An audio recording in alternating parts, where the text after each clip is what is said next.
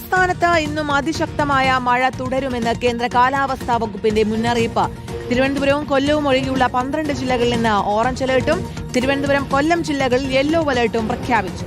തെക്കൻ തമിഴ്നാടിന് മുകളിലെ ചക്രവാത ചുഴിയും ഗുജറാത്ത് കേരള തീരത്തെ ന്യൂനമർദ്ദപാത്തിയുമാണ് മഴ ശക്തമാകാൻ പ്രധാന കാരണം.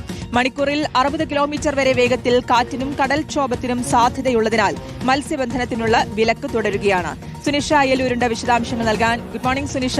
7-ാം തീയതി വരെ എന്തായാലും മഴ തുടരുമെന്ന് തന്നെയാണ്. ഇന്നത്തെ മഴയുടെ അലർട്ട് നോക്കിക്കഴിഞ്ഞാൽ ശക്തമായ മഴയുണ്ട്. 12 ജില്ലകളിൽ ഓറഞ്ച് അലർട്ടാണ്. അപ്പോൾ കരുതലോടെ തന്നെ ഇന്നും ജാഗ്രതയോടെ തന്നെ മുന്നോട്ട് പോകണം. ശ്രുതി, ഉറപ്പായും ഇന്നും കരുതലോടെ നിൽക്കണം എന്നുള്ളതാണ് കാലാവസ്ഥാ കേന്ദ്രം പറയുന്നത്. മുന്നറിയിപ്പ് പ്രകാരം അത്തരത്തിൽ അതിശക്തമായ മഴ അത് സംസ്ഥാനത്ത് ഒട്ടാകെ പ്രതീക്ഷിക്കാം എന്നുള്ളതാണ്. അലർട്ടുകൾ പ്രകാരം തിരുവനന്തപുരം കൊല്ലം ഒഴികെയുള്ള എല്ലാ ജില്ലകൾക്കും ഓറഞ്ച് അലർട്ട് നൽകിയിട്ടുണ്ട്. തിരുവനന്തപുരത്തും കൊല്ലത്തും ഒറ്റപ്പെട്ട ശക്തമായ മഴയ്ക്ക് സാധ്യത എന്ന രീതിയിൽ യെല്ലോ അലർട്ടാണ് നൽകിയിട്ടുള്ളത് എന്നുള്ളതാണ്. നേരത്തെ ശ്രുതി പറഞ്ഞതുപോലെ ഈ ശക്തമായ കാറ്റിനുള്ളൊരു സാധ്യത കൂടി നിലവിൽ ഇപ്പോൾ ഉണ്ട്. 50 കിലോമീറ്റർ വേഗതയിൽ കാറ്റിനുള്ള സാധ്യത പറയുന്നുണ്ട്. ഈ തമിഴ്നാട് തീരത്ത് ചക്രവാത ചുഴി രൂപപ്പെട്ടിട്ടുണ്ട്. ഒപ്പം തന്നെ ന്യൂനമർദ്ദപാത്തി അത് കേരള തീരത്ത് നിലവിലുണ്ട് എന്നുള്ളതാണ്. അതിന്റെയൊക്കെ സ്വാധീന ഫലമായാണ് ഇപ്പോൾ സംസ്ഥാനത്ത് ഇങ്ങനെ മഴ ശക്തമാകുന്ന ഒരു സാഹചര്യമുള്ളത്.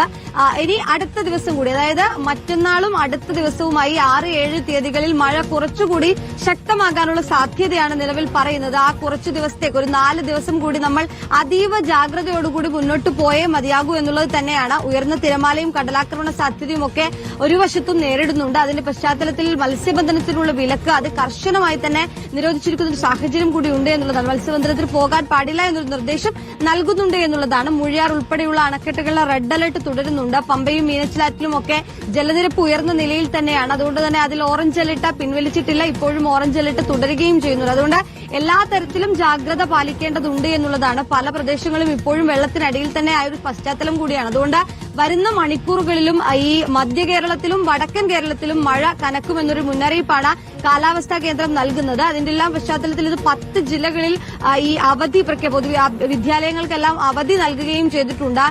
പാലക്കാടാകട്ടെ, തൃശൂരാകട്ടെ, എറണാകുളം ആകട്ടെ, കോട്ടയം, ആലപ്പുഴ, പത്തനംതിട്ട ആകട്ടെ, കോഴിക്കോട്, വയനാട്, അങ്ങനെ വയനാട്ടിലെ ചില ദുരിതാശ്വാസ ക്യാമ്പുകൾ ഉൾപ്പെടുന്ന സ്കൂളുകൾ, അങ്ങനെ വിവിധ ഇടങ്ങളിൽ സ്കൂളുകൾക്ക് അവധി നൽകിയിട്ടുണ്ട് എന്നുള്ളതാണ്. പരീക്ഷകളിലും മാറ്റം വന്നിട്ടുണ്ട്. PSC ഇന്ന് നടത്താനിരുന്ന പരീക്ഷ മാറ്റിയിട്ടുണ്ട്. കായികക്ഷമതാ പരീക്ഷ മാറ്റിയിട്ടുണ്ട്. MG സർവകലാശാല 7-ാം തീയതി വരെ നടത്താനിരുന്ന പരീക്ഷകൾക്ക് മാറ്റം വന്നിട്ടുണ്ട്. തുല്യതാ പരീക്ഷ മാറ്റിവെച്ചത് നാളെ നടക്കുമെന്ന് അറിയിച്ചിട്ടുണ്ട്. അങ്ങനെ എല്ലാ തരത്തിലും ഈ മഴയുടെ പശ്ചാത്തലത്തിൽ ഈ പരീക്ഷകൾ മാറ്റുന്നൊരു സ്ഥിതിയുണ്ട്. സ്കൂളുകൾക്ക് അവധി നൽകിയ ഒരു പശ്ചാത്തലമുണ്ട്. വരുന്ന മണിക്കൂറുകളിലും മഴ പ്രതീക്ഷിക്കാം എന്നുള്ളത് തന്നെയാണ്. പ്രധാനമായും മധ്യ കേരളത്തിലും വടക്കൻ കേരളത്തിലും മഴ ശക്തമാകും. എല്ലായിടത്തും അലർട്ടുകൾ നൽകിയിട്ടുണ്ട്. തിരുവനന്തപുരം, കൊല്ലം ഒഴികെയുള്ള എല്ലാ ജില്ലകൾക്കും അതിശക്തമായ മഴ മുന്നറിയിപ്പാണ് നൽകിയിട്ടുള്ളത്. ശ്രുതിക്ക് ശരി, വ്യക്തമാണ്. അതായത് എല്ലാ ജില്ലകൾക്കും മഴ മുന്നറിയിപ്പുണ്ട്. അതിൽ തന്നെ 12 ജില്ലകൾക്ക് ഓറഞ്ച് അലർട്ടാണ്. അപ്പോൾ കരുതലോടെ ഇരിക്കുക, എല്ലാവരും സുരക്ഷിതരായിരിക്കുക. സുനിഷ അയ്യലൂരാണ് വിശദാംശങ്ങൾ നൽകിയത്.